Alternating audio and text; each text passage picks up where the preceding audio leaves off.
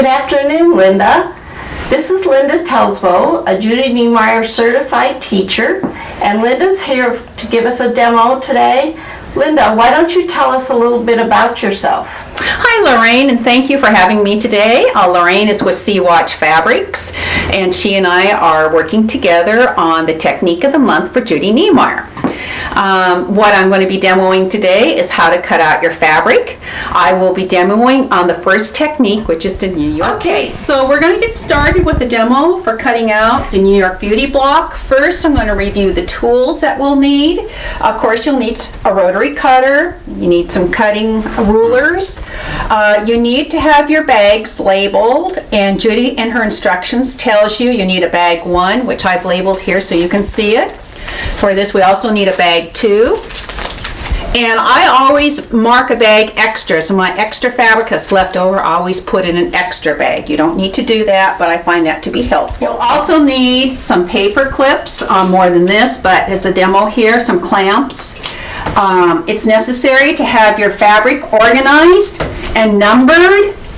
For the Technique of the Month, you need 10 accents and 3 backgrounds, and as you can see, I have labeled them so they're clear. One for the New York Beauty block, you will put swatches that line up with the backgrounds and the spikes that you're going to use. This helps you with the cutting.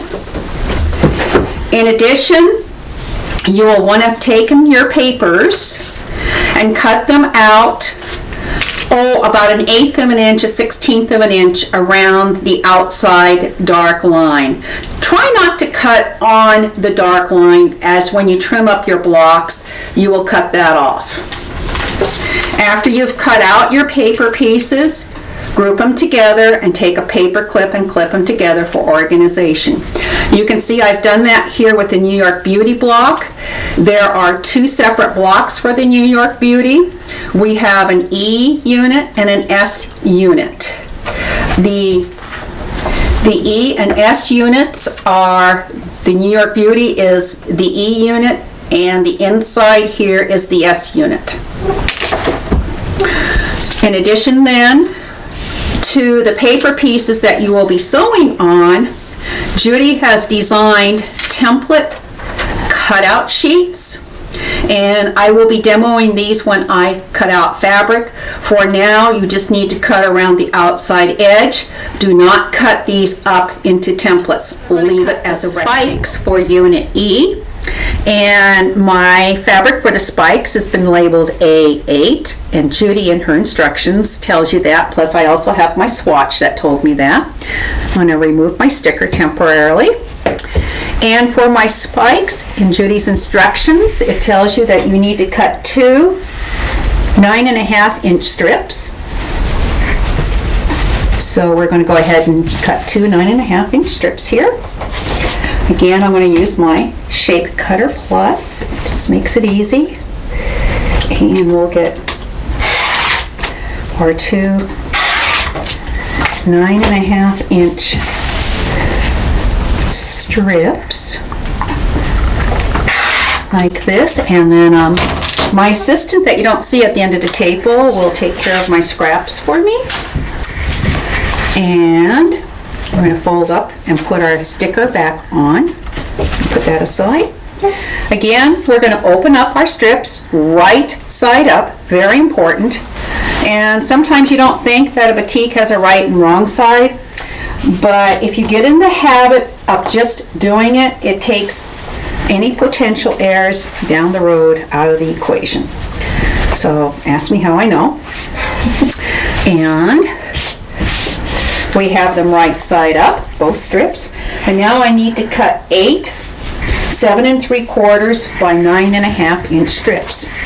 And so I'm going to line this up and get my ruler. And we need 7 3/4. And I'm just going to trim up the first edge here real quickly. So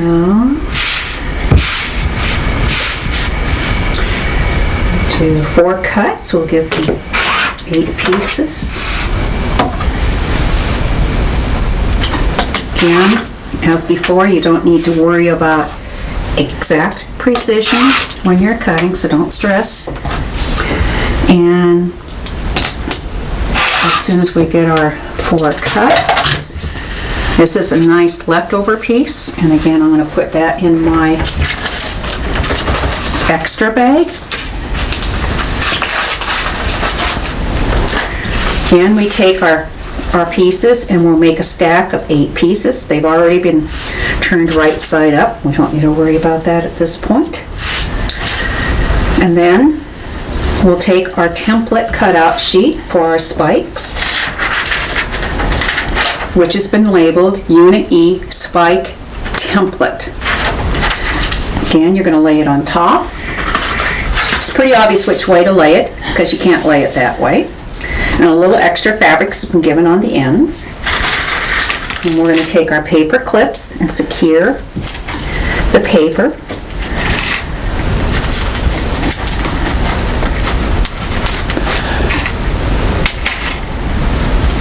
Real quick like here. And once you've done this a few times, it just comes automatic. And it's very nice to be able to cut through multiples rather than having an individual template.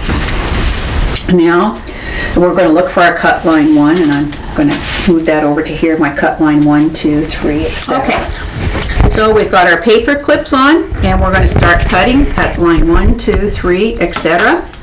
And we just put our ruler down, slice through, and it goes relatively quickly. We've positioned our paper clips so they're not in the way of our cutting lines. So we don't want to run into those. And it's cut line 4. And the last one is cut line 5. And again, as before, when we pick these up, you will notice all the spikes are the same shape for the New York Beauty blocks. So all these templates have the same name, template E2. So what we're going to do is pick them up, and we're going to put so that the sew side on each one of these will stack them so the sew side is on the same side like this. And when we do the sewing demos, it'll become very obvious why we're focusing on that. And again, we'll take a clamp and clamp this. Now, if you don't have paper clips or don't want to use paper clips, you could have pinned this with a flathead flower pin and put little clamps on here as an alternative. I prefer using the paper clips and then clamping it together. We put this into bag 1. Bag 1 now has the following items. It has the papers, Unit E, there's 8 of them, cut out, and I paper clipped them together for organization. It has our background fabric, cut out, clipped together, and it has our spikes, cut out and clipped together. And this is all the information and items that are necessary to do bag 1 and complete this portion of the New York Beauty block.